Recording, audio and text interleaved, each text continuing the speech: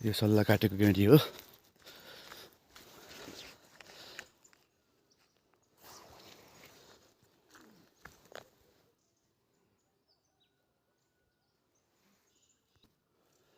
सल्लाका गेडीहरू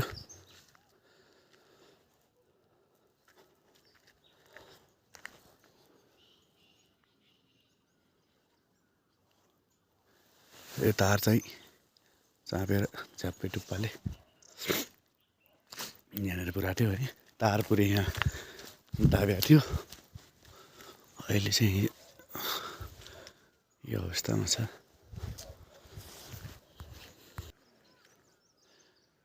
अहिले पुरेको छ नि, भाङ्गो भएको छ पुरै भयो चेप्टेर। अहिले पुल ध्यान यस्तो भाङ्गो भयो। यो यति भाङ्गो भएको छ। तारहरू लुज भयो, तल यत्रो पुरै लुज भयो। यो लत्रेको छ पुरै। यो तार चुडिएको छ। यो कालो तार घरको तार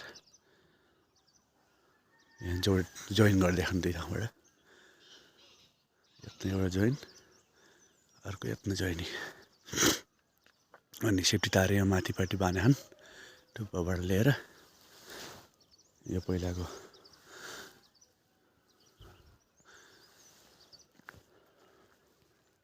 यो तार त पुरै भाङ्गो लत्रेर यस्तो भएको छ।